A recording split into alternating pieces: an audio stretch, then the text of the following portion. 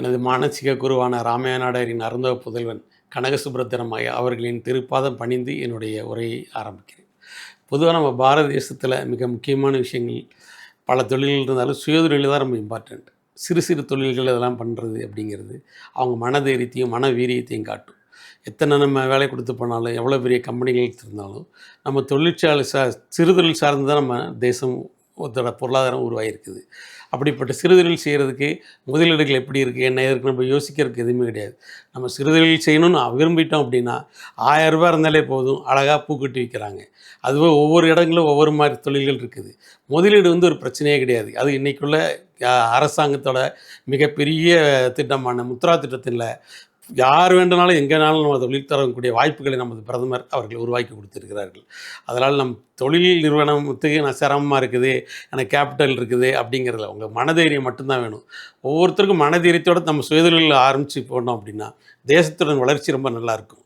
பொதுவாக எடுத்துக்கிட்டிங்கன்னா எல்லாம் செயல்களும் எண்ணானை அம்பலத்தை எல்லாம் வல்லான் தன்னை ஏற்றி இன்று வருமோ அல்லது மற்றொன்று வருமோ அறியேன் எம்கோவை துன்றுமலர்வமாயிரத்து வெளிக்குள் வெளி கிடந்து சும்மா இருக்கும் சுகம் என்று வள்ளலால் பெருமான் கூறிய அருளிருப்போர் நம்ம எப்பொழுதும் மன அமைதி வேண்டும் என்ற சுயதொழிலை செய்ய வேண்டும். பிறருக்கு அடிமையாக நாம் இருந்து வாழ்வது அவ்வளவு சிறப்பானதாக இருக்காது. ஒவ்வொருவரும் சுயதொழில் செய்து கொண்டே இருக்கும் பொழுது அது நமக்கு நாட்டிற்கும் வீட்டிற்கும் மிகவும் நன்மையை தரும். சாதாரணமாக ரூ. 1 கேபிட்டல் ஆரம்பிக்கலாம், 1 கோடி போகலாம், பல கோடி போகலாம். அதே மாதிரி தொழில் சார்ந்து இருக்கிற நம்ம எல்லாமே ஒரு தொழிலோடு நிறுத்திடக்கூடாது, மல்டியாக தொடர்ந்து பண்ணிகிட்டே இருக்கணும்.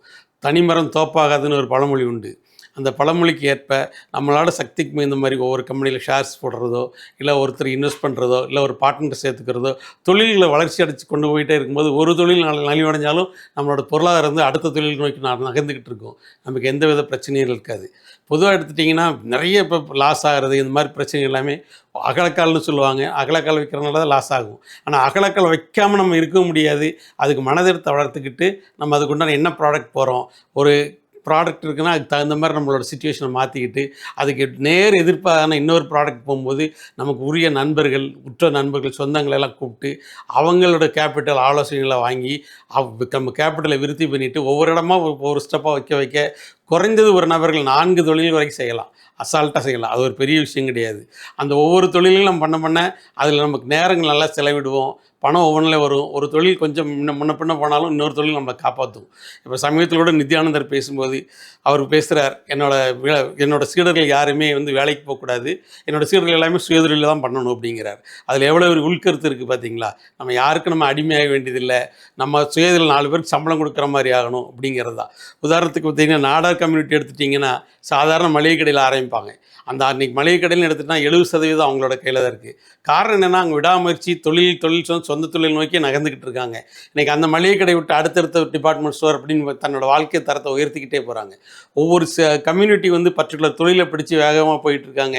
கரூர் ஏரியாவில் எடுத்துட்டிங்கன்னா ஃபினான்ஷியல் சம்மந்தமாக அந்த கருத்துக்களை எடுத்துகிட்டு அவங்க மேலே முன்னேறிட்டு இருக்காங்க. ஒவ்வொரு ஏரியாவிலையும் ஒவ்வொரு கம்யூனிட்டியும் அவங்கவுங்களுக்கு பிடிச்ச தொழிலில் தொட்டு போய்கிட்டே இருக்கணும்.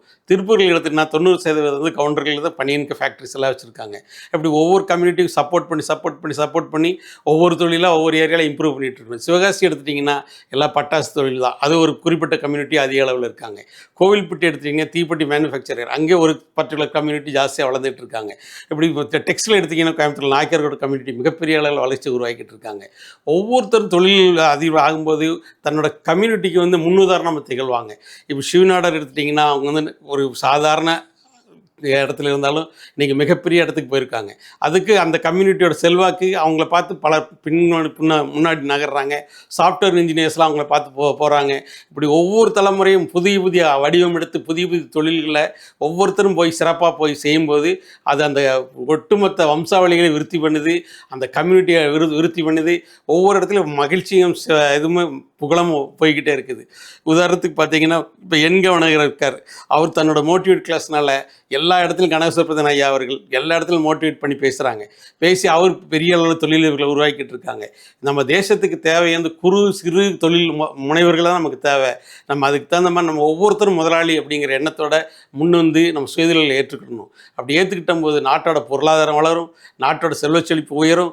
நம்ம அமெரிக்கா இங்கிலாண்டா பாருன்ற நிலைமையெல்லாம் தலைகளாக மாறி இந்தியாவை பாரு நான் அவங்க பேசுகிற அளவுக்கு நம்ம வாழ்க்கையில் உயரணும் அப்படின்னா ஒவ்வொரு தனிப்பட்ட மனிதர்களும் ஒவ்வொருவரும் நம்ம அதுக்கு சார்ந்து தொழில் சார்ந்து உழைத்து கொண்டே இருக்க வேண்டும். அவ்வாறு உழைத்து கொண்டு இருந்தால் மட்டும்தான் நம்மளோட சமூகமும் நம் தமிழகமும் தமிழ் மக்களும் மகிழ்ச்சியோடும் செழிப்போடும் வாழ முடியும்.